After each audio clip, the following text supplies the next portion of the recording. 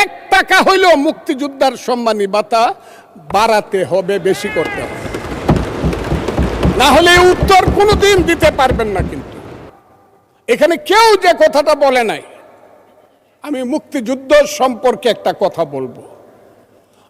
আপনি বসে আছেন, আপনি মুক্তিযুদ্ধ দেখেন নাই, স্পিকার সাহেব থাকলে উনাকে বলতাম উনি কি করে সেই জকিগঞ্জ থেকে ধরে সিলেট পর্যন্ত সালুটিকার বন্দরকে রক্তের সাগর সৃষ্টি করে শহীদ জিয়ার নেতৃত্বে, জিয়াউর রহমানের বীরত্বের নেতৃত্বে সিলেট দখল করেছে, যে সেই রক্তের সাগর, সেই মুক্তিযুদ্ধের কথাটা আমি বলতে চাই। সেই মুক্তিযুদ্ধের কথাটা আমি এই কারণে বলতে চাই, আমাকে একটু সময় দিবেন, হাত জোর করে বলছি, আমাকে একটু সময়। আপনি তো আমাকে চিনেন, ভালো করে চিনেন, পরিচয় দেওয়ার তো দরকার নাই আমার। আমি আপনাকে বলছি, আমিও জানতে চাই এখানে মুক্তিযুদ্ধ আমাদের জাতির শ্রেষ্ঠ অর্জন কি না, এই কথাটা আমি আমার এই পার্ট থেকে বুঝতে চাই। যারা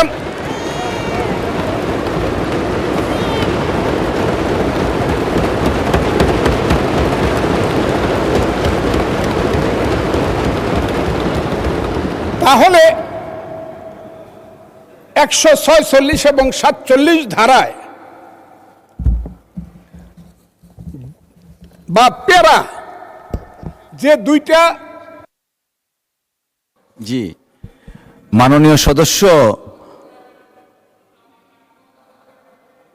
জি জি জি মাননীয় সদস্য, আমাদের মাননীয় চিফ হুইপ সময় 5 মিনিট বাড়িয়েছেন আপনার জন্য, আর আমি আমার জায়গা থেকে আরো 5 মিনিট, টোটাল 10 মিনিট হলো।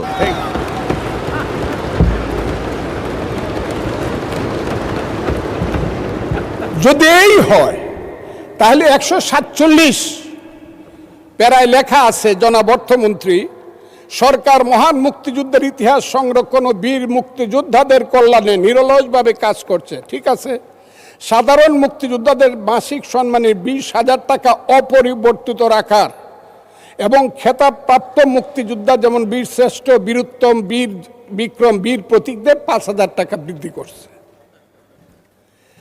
ঠিক 48 ওনারা এসে লিখতেছেন জুলাই অভ্যুত্থানে, আমি তাদেরকেও শ্রদ্ধা করি, জুলাই অভ্যুত্থানকেও আমি শ্রদ্ধা করি। জুলাই অভ্যুত্থানে শহীদ পরিবারের মাসিক ভাতা 20,000 টাকা, ঠিক আছে। এরপরে আবার লিখতেছে এসসি ও ওসি ক্যাটাগরিতে আহতদের যথাক্রমে 20,000, 15,000 এবং 10,000 টাকা।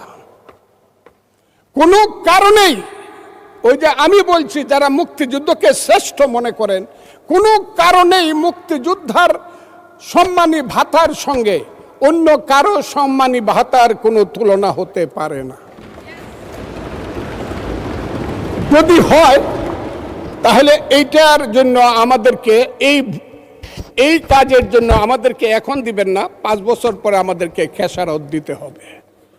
কারণ এখানে যারা আসছেন, যদি নিজেকে অসত্য বলে মনে না করেন বা বুকে হাত দিয়ে বলতে পারেন, সব লোক অন্তত 99% এমপি বিএনপির যারা হয়েছেন, তারা প্রত্যেকেই শেষ পর্যন্ত বলতে হয়েছে আমরা শহীদ মুক্তিযোদ্ধা জিয়াউর রহমানের দল, আমরা মুক্তিযুদ্ধের পক্ষে, এই কথাটা বলে আসছে। আর তারা বলছে তারা জুলাইয়ের পক্ষে এবং সৎ নেতৃত্বের পক্ষে, সৎ রাজনীতির পক্ষে। কাজেই মুক্তিযোদ্ধা আর জুলাই যুদ্ধ, আমি জুলাই যুদ্ধকে অসম্মান করছি না, কিন্তু মুক্তিযোদ্ধার সাথে কাউকে তুলনা করলে কিন্তু ভবিষ্যতে 5 বছর পরে আর উত্তরটা দিতে পারবেন না, এটা হবে না। কাজেই আমি আজকে বলছি 1 টাকা হইলেও মুক্তিযোদ্ধার সম্মানী ভাতা বাড়াতে হবে, বেশি করতে হবে, না হলে উত্তর কোনোদিন দিতে পারবেন না। কিন্তু এই ব্যাপারে আমি আর কথা বলবো না, এটি আমার কথা। আমার এখানে ত্রুটি মনে হয়েছে আমাদের বাজেটের মধ্যে।